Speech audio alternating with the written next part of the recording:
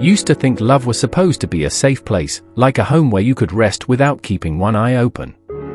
But the night my girlfriend told me, if you don't trust me hanging out with my ex every weekend, maybe we shouldn't be together, something inside me cracked. It felt like she had handed me a loaded gun and dared me to pull the trigger. And I did. Her name was Sienna. We'd been together for 3 years, living under the same roof for 1. Everything was fine, ordinary, steady, until Marcus, her ex, drifted back into town. Suddenly there was this so-called book club every Saturday. Not with friends, not with a group, but with Marcus. Alone. At his apartment. When I raised an eyebrow, she laughed it off. We dated for 2 months, Elias. 5 years ago. You're being insecure. And I wanted so badly to be the kind of man who didn't overthink. So I swallowed it. I told myself to play it cool, because isn't that what good boyfriends do? But book club became brunch on Sundays. Then Friday movie nights. Every week, there was another excuse, another reason she needed to be by his side. His dad was sick. He was lonely. Always something. Meanwhile, I was turning down the chance of a lifetime, a transfer to London with a salary that nearly doubled mine, the kind of job people dream about. Twice, I rejected it, because Sienna couldn't imagine leaving her family behind. And I told myself love meant sacrifice. But every sacrifice I made only seemed to make room for Marcus. One night, she got ready for yet another book club. Hair done, dress I'd never seen her wear for me, perfume that used to belong to our date nights. I asked her, gently, why don't you skip tonight? We could try that new Korean place together. She rolled her eyes. Elias, we've been over this. Marcus and I are just friends. If you don't trust me, maybe we shouldn't be together. Sienna followed me into the bedroom, panic rising. What are you doing? Elias, I was frustrated, I didn't mean. You should probably stay at your parents' tonight. Or Marcus's. Your choice. Her tears weren't of heartbreak, but rage. She slammed the door on her way out, hissing, "You'll regret this." 20 minutes later, my phone lit up with desperate texts. Promises to stop seeing Marcus. Please to reconsider. But while she begged, I was packing. My decision was carved into stone. The fallout was ugly. She went straight to Marcus's place, proof plastered all over Instagram at 2 a.m. A wine glass, a caption, "When life gives you lemons." Her best friend Lena texted me, "Did you guys really break up?" I just said, she's the one who suggested it. The next week was chaos. She tried to come back, pounding on the door, demanding to talk. But I'd already changed the locks. "Your stuff's in boxes," I texted her. "Pick it up." She snapped back that she wasn't leaving. Except the lease was in my name. Legally, she was just a guest. That lie she told the city, claiming she lived at her parents' house to dodge taxes, ended up working against her. Then came the truth. Noah, a friend of mine, overheard Marcus at the gym bragging about how he was hooking up with Sienna behind my back. Even had screenshots from the group chat. Her boyfriend thinks we're having book club. LMAO. And Marcus wasn't even single, he had a girlfriend, Clara, who lived 2 hours away. Every time Sienna claimed family obligations, she was covering for the weekends Clara visited.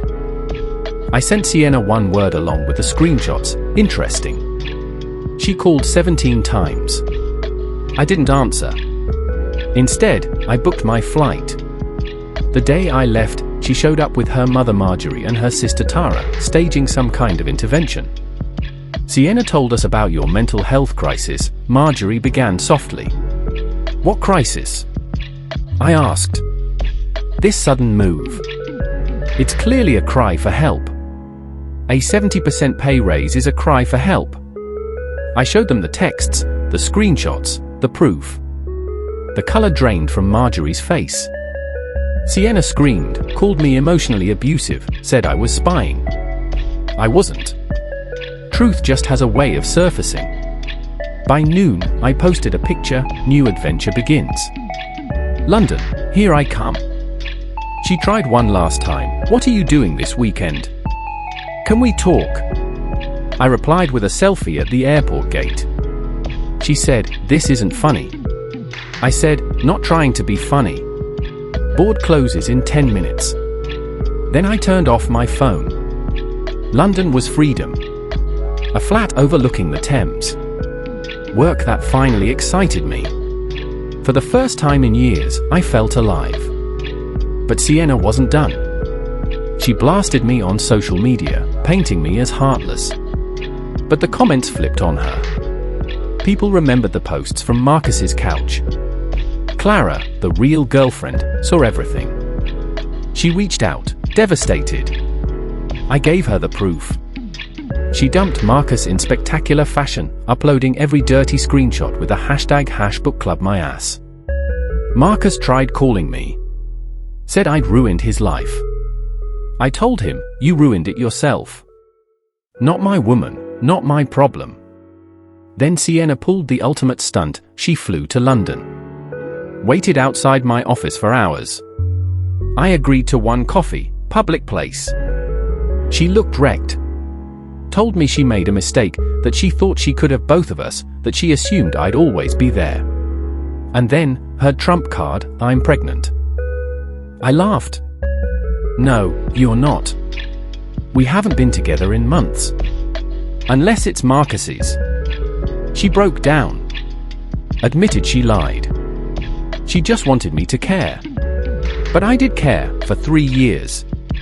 She didn't notice until I stopped. 2 weeks later, she was already dating her CrossFit coach, Adrian. Same cycle, different man. She even caught him just stretching with his ex. The irony must have tasted bitter. The final blow? Clara worked for the state tax office. Remember Sienna's little fraud scheme? 3 years of unpaid taxes, penalties, interest, 18 grand. Her parents had to bail her out. She moved back in with them for real this time. Meanwhile, Marcus ended up in the same corporate housing building as me. Tried to play nice, called me brote in the elevator. Everyone in the building knew him as Book Club. Even his flings dumped him once they Googled his name. As for me? 6 months later, I had a permanent position, another raise, and someone new. Her name's Aoife. Irish, sharp, hilarious. She thinks the whole book club saga is comedy gold. She doesn't need excuses, doesn't need old flames on the side. She just shows up, fully herself, and that's enough. Do I regret it? Not for a second. The only mistake was waiting as long as I did. And Sienna, because I know you still stalk my socials with fake accounts, Aoife and I are going to Paris this weekend. Don't worry, though. No book club required. So tell me, would you have stayed? Or would you have walked away the moment she chose her past over your future? Because I walked. And I never looked back.